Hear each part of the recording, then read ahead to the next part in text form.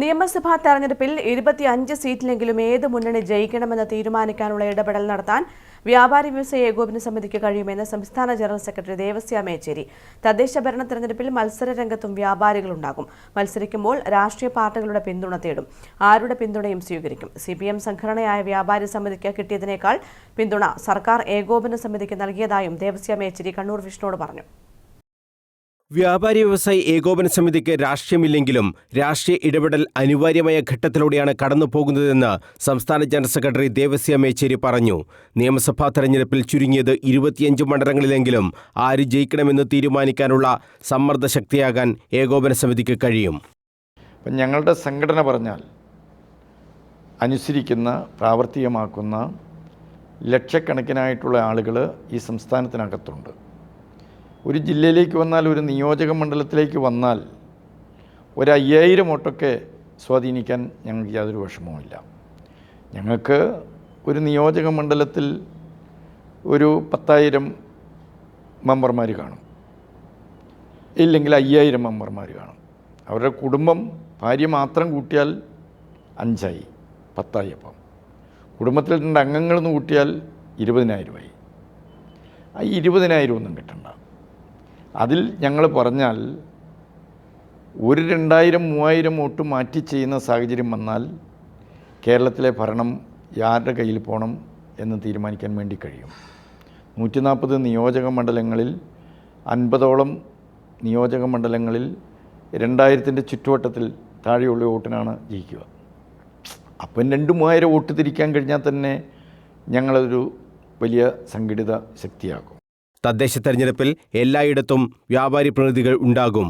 ഇവിടങ്ങളിൽ മത്സരിക്കാനുള്ള ലിസ്റ്റ് സംഘടന തയ്യാറാക്കും. രാഷ്ട്രീയ പാർട്ടികളുടെ പിന്തുണ തേടുകയും ചെയ്യും. ഒരു പാർട്ടിയുമായും ഏകോപന സമിതിക്ക് തൊട്ടുകൂടായ്മയില്ലെന്നും ദേവസ്യ മേച്ചേരി വ്യക്തമാക്കി.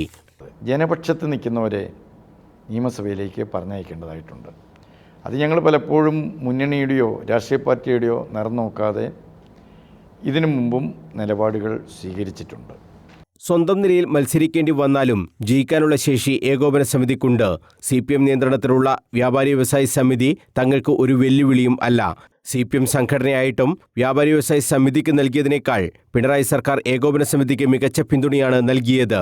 UDF ഭരിച്ചപ്പോൾ കിട്ടിയ പരിഗണന പോലും LDF ഭരിച്ചപ്പോൾ കിട്ടിയില്ല എന്ന് സമിതിക്കാർ തന്നെ പറയുന്ന സാഹചര്യമുണ്ടായെന്നും ദേവസ്യ മേച്ചേരി പറഞ്ഞു.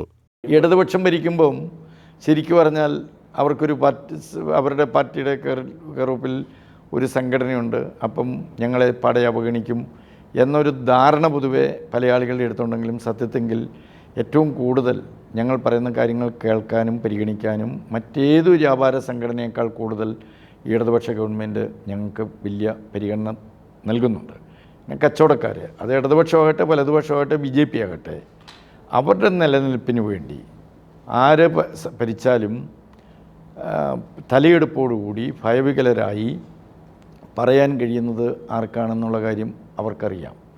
സമിതിക്കാരോട് തന്നെ ചോദിച്ചാൽ അവർ തന്നെ വളരെ കൃത്യമായ മറുപടി പറയും. UDF ഭരിച്ചപ്പം ഞങ്ങൾക്ക് ലഭിച്ച പരിഗണന പോലും സ്വന്തം പാർട്ടി ഭരിക്കുമ്പം കിട്ടുന്നില്ല എന്നവർ ആവലാതി സ്വകാര്യ സംഭാഷണത്തിൽ പറയുന്നത് ഞങ്ങൾക്ക് കേൾക്കാൻ വേണ്ടി കഴിഞ്ഞിട്ടുണ്ട്. അപ്പോൾ അതുകൊണ്ട് ഇടതുപക്ഷ ചിന്താഗതിക്കാരായ ആളുകൾ ഒരു 20% പോലും സമിതിയിലില്ല. 80% ആളുകളും കണ്ണൂരിൽ പോലും, കണ്ണൂരാണല്ലോ ഇടതുപക്ഷത്തിൻ്റെ വലിയ ശക്തി, ഇവിടെ പോലും ഞങ്ങളുടെ കൂടെയാണ്. ഞങ്ങളുടെ അടുത്ത് സ്ട്രോങ് ആയിട്ടുള്ള അവരുടെ പ്രവർത്തനമാണ് നടന്നു വരുന്നത്. പിന്നെ അവരില്ലെന്നോ മറ്റവരാരുമില്ല അതൊന്നും നമ്മൾ ചിന്തിക്കാറില്ല. ഞങ്ങൾ ഞങ്ങളുടേതായ പ്രവർത്തനമായിട്ട് മുന്നോട്ടേക്ക് പോകുന്നു. ഞങ്ങളുടെ കച്ചവടം നല്ല ഉഷാറായിട്ട് പോകുന്നുണ്ട്. ഏകോപന സമിതിയിലും LDFകാർ നിരവധിയുണ്ട്. സംസ്ഥാന സെക്രട്ടേറിയറ്റിലെ 17-ൽ 10 പേരും LDFകാരാണ്. ഇടതുപക്ഷ ചിന്താഗതിയുള്ള ആളുകൾ നേതൃനിരയിൽ സംസ്ഥാന തലത്തിൽ തന്നെ, ഞങ്ങളുടെ സംസ്ഥാന ഭാരവാഹിയിൽ തന്നെ പല ആളുകളും ഇടതുപക്ഷ ചിന്താഗതിക്കാരാണ്. UDFനേക്കാൾ കൂടുതൽ ഇടതുപക്ഷ ചിന്താഗതിയുള്ള ആളുകൾ സംസ്ഥാന സെക്രട്ടേറിയറ്റിലുണ്ട്. ചിന്താഗതിയാണ് പറഞ്ഞത്. പാർട്ടി പ്രവർത്തനം ഞങ്ങൾക്ക് പറ്റില്ല, അതുകൊണ്ട് ആരും അതിനകത്തൊരു പരസ്യമായ പ്രവർത്തനത്തിന് പോകുന്നില്ല എന്ന് മാത്രമേ ഉള്ളൂ. ഞങ്ങളുടെ സെക്രട്ടേറിയറ്റിലിപ്പം സംസ്ഥാനത്ത് 17 പേരുണ്ട്. അതിനകത്ത് 10 പേരോളം പല കാരണങ്ങളാൽ ഇടതുപക്ഷത്തിന് സ്ഥിരമായി വോട്ട് ചെയ്യുന്നവരാണ് എന്ന കാര്യം ഞങ്ങൾക്കറിയാം. വ്യാപാരികൾക്ക് ഒറ്റ സംഘടന മതി. വ്യാപാരി വ്യവസായി ഏകോപന സമിതിയാണ് ആദ്യം രൂപീകരിച്ചത്. മറ്റ് സംഘടനകൾ രാഷ്ട്രീയ കാരണങ്ങളാൽ ഉണ്ടായതാണെന്നും ദേവസ്യാം യെച്ചൂരി പറഞ്ഞു. കണ്ണൂർ വിഷൻ ക്വസ്റ്റ്യൻ അവറിലാണ് ദേവസ്യാം യെച്ചൂരിയുടെ ഈ തുറന്നുപറച്ചിൽ. News bureau, Kannur.